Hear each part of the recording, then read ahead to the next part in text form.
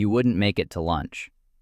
Not because of a war, not because of a plague, not because a knight cut you down in some dramatic battle. You'd probably be defeated by your bed. The moment you open your eyes, something is already feeding on you. Fleas. Hundreds of them. They live inside the straw mattress beneath your body, inside your blanket, inside the cracks of the wooden frame, and inside the clothes you've been sleeping in for days. Your first instinct is to scratch. Everyone scratches. The itching never really stops. Welcome to medieval Europe. The year hardly matters. It could be 1100, 1250, or 1400. For most ordinary people, life looks almost exactly the same. Your room is dark even during the morning. The tiny window lets in little light and almost no fresh air. Smoke from last night's fire still hangs inside the house because the chimney barely works. Every breath carries the smell of damp wood, sweat, mold, and livestock. You sit up and immediately feel cold. The floor beneath your feet isn't carpet, it's packed dirt. Outside, the sun has barely risen, but your day is already late. Medieval life doesn't wait for anyone. If you're a peasant, and statistically you almost certainly are, every hour matters. You pull on the same wool clothing you've worn for days, maybe weeks. Washing clothes requires time, water, labor, and often money. None of those things are easy to spare. The rough fabric scratches your skin as you move. Then comes breakfast. Forget eggs, bacon, coffee, cereal, pancakes, or anything remotely familiar. Most mornings begin with coarse bread, dark bread, heavy bread. Bread that can be so hard it sometimes cracks teeth. If you're lucky, there's a little cheese, maybe some onions, maybe leftover porridge. And instead of reaching for a glass of clean water, you drink ale. Even children drink it. Not because everyone is trying to get drunk, but because water is often dangerous. Wells can be contaminated. Streams can carry disease. Ale is frequently safer than what comes out of the ground. As strange as that sounds, a weak alcoholic drink may be one of the healthiest things you'll consume all day. The meal isn't satisfying. It isn't supposed to be. Its purpose is simple: keep you alive long enough to work. And work is all that matters. The modern concept of weekends doesn't exist. Vacations don't exist. Retirement doesn't exist. You work because if you don't eat. It's that simple. Outside, the village is slowly waking up. You step through the doorway and immediately understand why modern historians often describe medieval towns as places of overwhelming smell. Animals are everywhere. Pigs wander freely. Chickens dart between houses. Dogs search through piles of waste. Horse manure covers large sections of the road. And the road itself? It's mostly mud. Thick, filthy mud. Every cartwheel churns it deeper. Every rainfall turns it into a swamp. Every footstep mixes it with garbage, animal droppings, and whatever people throw into the street. You don't just see the dirt, you smell it, constantly. The average medieval village has no sewage system, no garbage collection, no sanitation department. Much of what people don't want eventually ends up outside. And when summer arrives, the heat transforms everything. Rotting food, animal carcasses, human waste, the air itself becomes a threat. You walk past neighbors who look far older than they actually are. A woman with gray hair may be 35. A man with a bent back may be 40. Years of hard labor wear people down quickly. Hands become twisted, teeth disappear, bodies break. Most people never know a life without physical pain. As you continue down the muddy lane, something else becomes impossible to ignore. Almost nobody is clean. Bathing is rare compared to modern standards. Popular culture often exaggerates medieval filth, but the reality is still shocking to modern eyes. Sweat is normal. Body odor is normal. Lice are normal. Parasites are normal. Nobody stops what they're doing because someone smells bad. Everyone smells bad. And then you notice the children. They're not playing, at least not for long. A boy barely old enough to read in the modern world is carrying water. A girl not much older is helping prepare food. Others are feeding animals, gathering wood, or working in fields. Childhood exists, but not in the way we understand it. For most families, every pair of hands is valuable. Every person works. Every person contributes. Every person struggles. Then a church bell echoes across the village. The sound carries over the fields, through the smoke, over the rooftops. People pause. Some cross themselves. Others simply look toward the church tower. Because in a world with no television, no internet, no newspapers, and no phones, information travels slowly. But today, something is spreading faster than usual. Whispers, rumors, news. A traveler arrived before dawn, and according to him, sickness has appeared in a nearby settlement. Several people are already dead. No one knows what disease it is. No one knows if it's spreading. No one knows if it will reach this village next. But suddenly, the fleas biting your skin feel a little more dangerous. And this is still only the beginning of your first day. The disease isn't the worst thing waiting for you. The hunger is. By mid-morning, you're already working. Not sitting at a desk, not answering emails, not attending meetings, working. Real physical labor.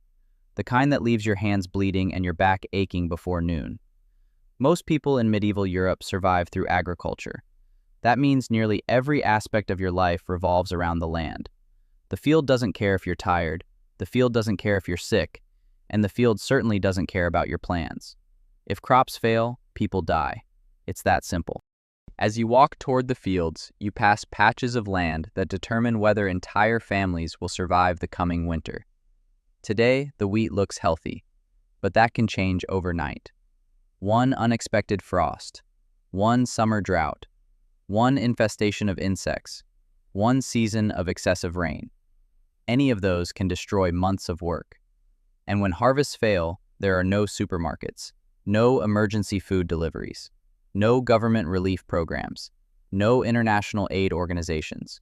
There is only less food, then even less food, then starvation. Modern people often imagine famine as something dramatic and sudden. The reality is slower, much slower. You eat slightly smaller portions, then smaller ones. The bread becomes thinner.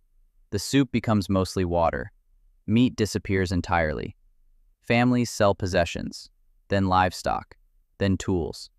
Eventually, there is simply nothing left to sell. Historical records describe people surviving on roots, bark, weeds, and whatever animals they could catch. Some accounts become even darker, much darker, because hunger changes people. When survival is on the line, morality begins to collapse, and everyone in the village knows it. That fear never fully disappears, even during good years, especially during good years, because everyone remembers bad ones. As the morning continues, the work becomes relentless. You dig, lift, carry, pull, repeat, hour after hour. The average peasant burns enormous amounts of energy every day, often while consuming fewer calories than a modern office worker. Your body becomes your only machine, and machines break. A farmer nearby pauses for a moment and rubs his shoulder. An old injury. There are plenty of them. Bad knees, damaged backs, arthritis, untreated fractures. A lifetime of labor leaves permanent marks. But stopping isn't an option. The crops won't wait. Around midday, the sun climbs higher. You finally get a short break.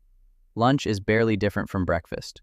More bread, maybe pottage, a thick stew made from whatever ingredients happen to be available. The contents change constantly. Beans, turnips, cabbage, oats. On good days, perhaps a little meat. On bad days, almost nothing. Food isn't chosen for taste, it's chosen for survival. As you eat, conversations drift toward the neighboring village, the one with the mysterious sickness. More travelers have arrived. The stories aren't improving. Some say entire households are bedridden. Others claim people are developing strange fevers. One man swears he saw black swellings on a victim's neck. Nobody knows what to believe. Rumors travel faster than facts, but fear spreads faster than both. The priest urges prayer. The villagers nod. Because medicine offers very few answers, and prayer is free. You return to work. The afternoon feels endless. The sun beats down, sweat soaks through your wool clothing, your hands ache, your shoulders burn, and then something catches your attention. A group of riders approaching from the road. The entire field notices. Work slows. Heads turn. Nobody smiles. Because strangers aren't always good news. The riders aren't merchants. They're armed. Swords, spears, mail armor glinting in the sunlight. Not a massive army, just a handful of men. Yet the atmosphere changes immediately. In the modern world, seeing armed men ride into town would be unusual. In medieval Europe, it can mean disaster. A lord collecting taxes, mercenaries looking for supplies, bandits pretending to be soldiers, or soldiers behaving like bandits. The distinction is often smaller than you'd expect. The riders disappear toward the village center. Work resumes, but the mood doesn't recover, because everyone understands an uncomfortable truth. The dangers of medieval life don't come one at a time. Hunger threatens you, disease threatens you, the weather threatens you. Now other people might threaten you too. And as the sun begins to fall toward the horizon, word starts spreading through the fields. The armed men brought news. A nearby settlement was attacked 3 nights ago. Homes burned, livestock stolen, several villagers killed. Nobody knows who did it. Bandits, mercenaries, a rival lord's men. It hardly matters. The result is the same. For the first time all day, people stop talking about the disease. Because a new realization is spreading through the village. If sickness doesn't kill you first, someone else might. You hear screaming before you see the fire. At first, it's just a distant sound carried by the wind. Then another, then another. Suddenly, the entire village is moving. People leave their homes. Farmers abandon their tools. Children are dragged indoors. Everyone is looking toward the road. Because fear has a sound, and medieval people know it well. The riders that arrived earlier weren't simply passing through. They brought a warning. The settlement attacked 3 nights ago is closer than anyone thought. Much closer. Close enough that if armed men wanted to strike again, they could reach this village before sunrise. And that's when you discover one of the biggest myths about medieval life. There is no safety. Not really. Modern people grow up surrounded by invisible protections. Police, emergency services, governments, courts, infrastructure. Medieval villagers have almost none of that. Protection depends largely on whoever controls the land, and even then, protection is never guaranteed. A local lord might defend his people, or he might be hundreds of miles away, or fighting another war, or dead. The result is the same. You're on your own. As evening approaches, the village prepares. Not because anyone knows an attack is coming, because nobody knows it isn't. Men gather tools that can double as weapons. Axes, pitchforks, hammers, anything with weight, anything sharp, anything that might help. The truth is brutal. Most peasants have never received military training. Most have never worn armor. Most would stand little chance against experienced fighters. Yet they prepare anyway. Because surrender doesn't guarantee survival. The church bell rings again. This time the sound feels different, more urgent, more desperate. The priest gathers people inside. Candles flicker against stone walls. Faces glow in the darkness. Some pray, some cry quietly, others stare at the floor. No one says what everyone is thinking, because everyone already knows. If armed raiders arrive tonight, everything can disappear before morning. The house, the crops, the animals, the family, everything. And history shows exactly how often that happened. Throughout the Middle Ages, villages could spend years building stability only to lose it in a single night. A passing army might take food. A rival lord might demand taxes. Bandits might strip homes bare. Mercenaries might decide the village has something worth stealing. The people suffering the consequences were rarely nobles. They were ordinary families, families just like yours. Outside, darkness settles across the countryside. Without electric lights, night transforms the world. The familiar becomes unfamiliar. Every shadow seems alive. Every distant sound feels threatening. The forest beyond the village suddenly appears much larger than it did during daylight. You return home. The door is barred. The windows are covered. The family eats quietly. No one has much appetite. And then, during the silence, another reality of medieval life reveals itself. Justice, or what passes for justice. Earlier that day, a man was caught stealing grain. In a modern courtroom, he might face fines or imprisonment. Here, things are different, very different. Tomorrow, everyone will watch his punishment, not because they want to, because they're expected to. Punishments are public. They're designed to be seen, designed to be remembered, designed to terrify. Stocks, whipping posts, branding irons, mutilation, execution. The severity often shocks modern observers. But medieval authorities believe fear keeps order, and fear works best when everyone witnesses it. Nobody talks much after dinner. The room is illuminated by a few weak candles. Every flame is valuable. Every candle costs money. Soon, darkness takes over. The family settles down to sleep. But sleep comes slowly. Not because of the fleas this time, not because of the cold, because something else is wrong. Your youngest child is coughing. At first, it doesn't seem serious. A small cough. Then another. Then another. The child's face looks pale. Their forehead feels unusually warm. Maybe it's exhaustion. Maybe it's nothing. Maybe. But everyone in the room remembers the rumors from the neighboring settlement. The fever. The deaths. The mysterious sickness. And suddenly, the armed men outside no longer feel like the greatest threat. Because raiders might never arrive. Bandits might pass by. War might happen somewhere else. But disease? Disease is already inside the house. The child coughs again. Longer this time. The room falls silent. No one says a word. Because in medieval Europe, a simple fever can become a death sentence, and there is almost nothing anyone can do about it. The child is burning with fever by sunrise. Not a little warm. Not the kind of sickness that sends you home from work for a day. The kind that makes parents exchange frightened looks without saying a word. Because everyone knows what fever can mean, and everyone knows what happens next. Someone goes for the healer, or the barber surgeon, or the local wise woman. Whoever is available, whoever claims to know what to do. Because there are no hospitals, no ambulances, no antibiotics, no emergency rooms, no blood tests, no x-rays, no understanding of bacteria, no understanding of viruses. The invisible world that causes disease remains completely unknown. People know sickness spreads. They just don't know why. Some blame bad air, some blame sin, some blame witchcraft, some blame God's anger. Almost nobody blames microscopic organisms, because nobody knows they exist. Hours later, help arrives. The healer examines the child, checks the skin, feels the forehead, looks at the tongue, asks questions.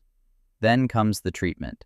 And this is where your chances of survival become terrifying, because medieval medicine often hurts people while trying to save them. One of the most common treatments is bloodletting. The theory sounds logical to medieval physicians. The human body contains 4 humors: blood, yellow bile, black bile, phlegm. Disease occurs when those humors fall out of balance. The solution? Remove blood. Sometimes lots of it.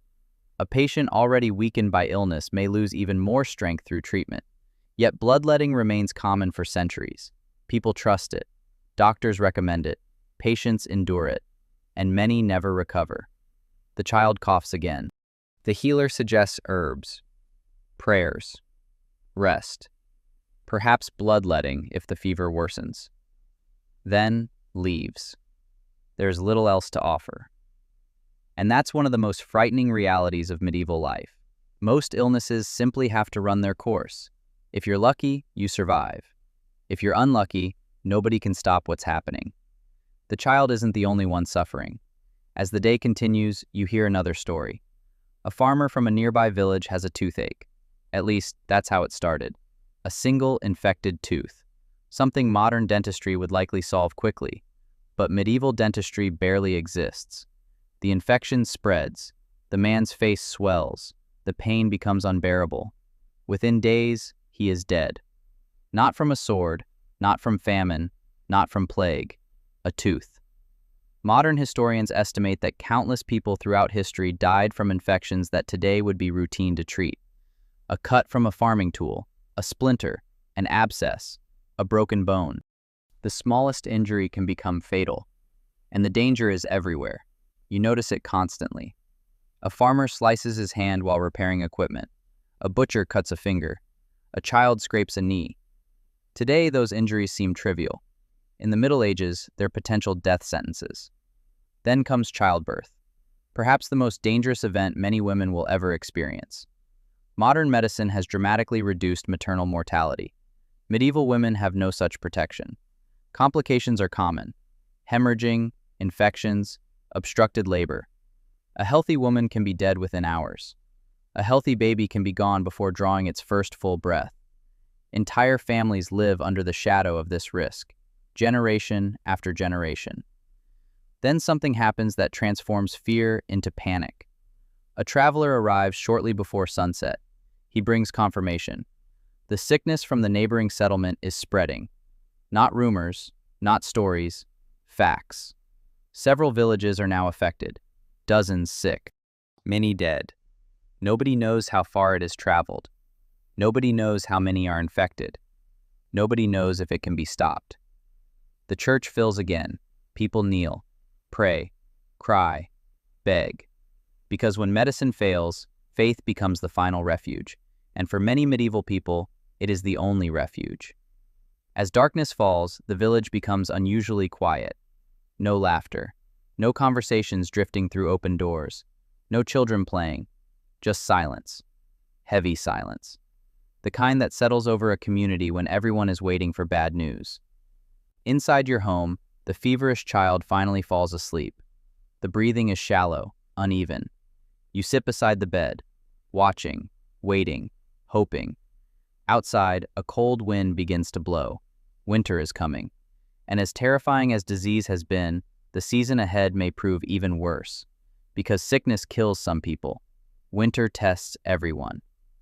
The cold arrives slowly at first. A colder morning, a sharper wind, a little frost on the ground. Then one day you wake up and realize winter has taken control. And suddenly, every problem you faced becomes worse. Food becomes harder to find, travel becomes harder, work becomes harder, survival becomes harder. Modern people often think of winter as an inconvenience, a season, a few months of cold weather. For medieval families, winter is a yearly battle, and many lose. The harvest is over. What you stored is what you have. No delivery trucks are bringing more. No supermarkets are restocking shelves. No warehouses are waiting nearby. Every loaf of bread, every sack of grain, every piece of preserved meat, every vegetable, every drop of ale must last. If calculations are wrong, the consequences are brutal. By December, meals shrink. By January, hunger grows. By February, desperation begins. Historians sometimes call late winter the starving season, because that is exactly what it was. The supplies that looked plentiful in autumn suddenly seemed terrifyingly small. Families count food constantly. Parents quietly eat less so children can eat more. Not every child survives. Not every parent does either. The cold itself becomes an enemy. Your house offers little protection. There is no central heating, no insulation, no double-glazed windows, no electric blankets, no thermostat. The fire becomes the center of existence. As long as it burns, life continues. When it dies, danger enters immediately. Every piece of firewood matters. People spend enormous amounts of time gathering fuel simply to stay alive. And even then, warmth is never guaranteed. You sleep beside family members because shared body heat helps. Animals are sometimes kept close to living spaces for the same reason. Everything becomes focused on conserving energy, conserving food, conserving heat, conserving life. Meanwhile, disease continues its work. Winter drives people indoors, closer together, into poorly ventilated spaces, perfect conditions for illness. The child with the fever finally begins to recover. Barely. Many others aren't as fortunate. A neighboring family loses a son. An old woman dies during the night. A farmer develops a chest infection and never leaves his bed again. Death is not unusual. It's familiar. Most people have seen it many times, far more times than the average modern person. Children grow up understanding that life is fragile, very fragile. And yet somehow, life continues. The baker still wakes before dawn. The farmer still checks his animals. The blacksmith still swings his hammer. The village endures. Because endurance is what medieval life demands. Not comfort, not happiness, endurance. And that may be the hardest thing for a modern person to understand. The Middle Ages weren't a constant nightmare every second of every day. People still laughed. They still fell in love. They still celebrated births, weddings, and festivals. They still told stories around fires. They still dreamed about better futures. But every moment of joy existed beside risk. A risk modern people rarely experience.